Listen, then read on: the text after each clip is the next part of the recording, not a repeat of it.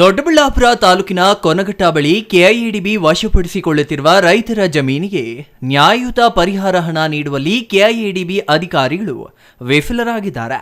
ರೈತರು ನಡೆಸುತ್ತಿರುವ ಹೋರಾಟ 165ನೇ ದಿನಕ್ಕೆ ಕಾಲಿಟ್ಟಿದೆ. ಆದರೂ ಕೆಐಎಡಿಬಿ ಅಧಿಕಾರಿಗಳು ರೈತರಿಗೆ ಯಾವುದೇ ಕ್ರಮ ಕೈಗೊಂಡಿಲ್ಲ. ಸರ್ಕಾರದ ಎಸ್ಆರ್ ಬೆಲೆ ಆಧಾರದ ಮೇಲೆ ಭೂದರ 1:4 ನಿಗದಿ ಮಾಡಿ ರೈತರನ್ನ ಉಳಿಸಿ ಎಂದು ರಾಜ್ಯ ಜೆಡಿಎಸ್ ಪ್ರಧಾನ ಕಾರ್ಯದರ್ಶಿ ಹರೀಶ್ ಗೌಡ ಅಧಿಕಾರಿಗಳಿಗೆ ಮನವಿ ಮಾಡಿದ್ರು. ನಗರದ ಪ್ರವಾಸಿ ಮಂದಿರದಲ್ಲಿ ನಡೆದ ಸುದ್ದಿಗೋಷ್ಠಿಯಲ್ಲಿ ಅವರು ಮಾತನಾಡಿದರು.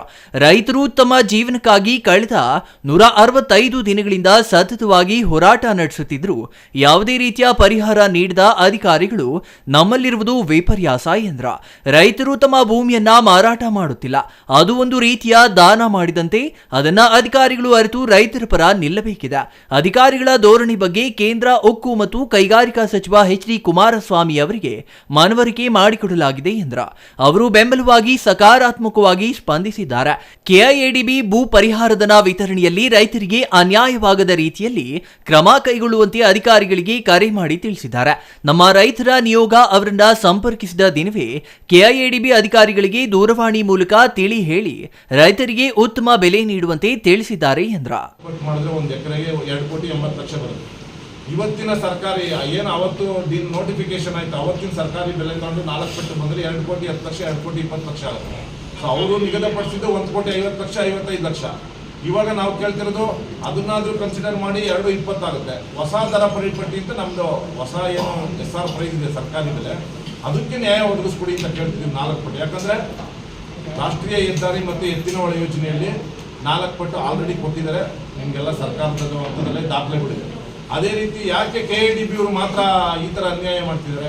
ಕೆಐಎಡಿಬಿಯಲ್ಲೂ ಸಹ ಅಗತ್ಯ ಈ ರೈತರ ಮನವಿಯನ್ನು ಸ್ವೀಕರಿಸಿ ಕಾನೂನನ್ನ ತಿದ್ದುಪಡಿ ಮಾಡಿ 1:4 ಮಾಡಿ ಅವರಿಗೆ ನ್ಯಾಯವನ್ನು ಒದಗಿಸ್ಕೊಡ್ಬೇಕು ಅಂತ ನಿಮ್ಮೆಲ್ಲರೂ ಮುಖಾಂತರ ಕೇಳ್ತಿದ್ದೀನಿ. ಕೊನಘಟ್ಟ ರೈತ ಮುಖಂಡ ಆನಂದ್ ಮಾತನಾಡಿ, ಸರ್ಕಾರದ ಮಾನದಂಡಗಳನ್ನು ಉಲ್ಲಂಘಿಸಿ ಭೂದರ ನಿಗದಿ ಮಾಡಿರುವ ಹಿನ್ನೆಲೆ ರೈತರು ಕೆಐಎಡಿಬಿ ಅಧಿಕಾರಿಗಳ ವಿರುದ್ಧ ಸತತ 165 ದಿನಗಳಿಂದ ಹೋರಾಟ ಮಾಡುತ್ತಿದ್ದೇವೆ.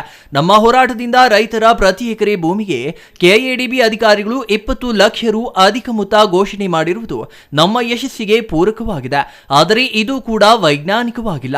ಕಾನೂನಾತ್ಮಕವಾಗಿಯೇ ಸರ್ಕಾರದ ಮಾನದಂಡಗಳ ಪ್ರಕಾರ 1:4 ದರಕ್ಕೆ ಒತ್ತಾಯಿಸಿ ಹೋರಾಟ ಮಾಡುತ್ತಿದ್ದೇವೆ.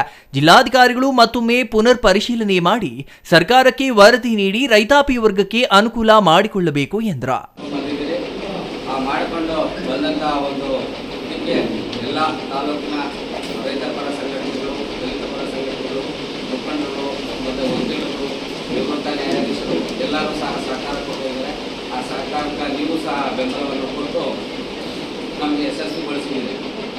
ಅದೇ ರೀತಿ ಅಲ್ಲಿ ಇಲ್ಲ ಒಂದು ಕಡೆ ಈ ಧರಣಿನ ಯಶಸ್ವಿಯಾಗಿ ನಡೆಸ್ಕೊಳ್ಬೇಕು ಅಂತ ಕೇಳ್ಕೊಂಡಾಗ ನಾವೆಲ್ಲ ರೈತರು ಒಗ್ಗಟ್ಟಾಗಿ ಅಲ್ಲೇನೆ ಒಂದು ನಾಟಕವನ್ನು ಸಹ ತಂದು ನಾಟಕವನ್ನು ಯಶಸ್ವಿಗೊಳಿಸಿದ್ದೀವಿ.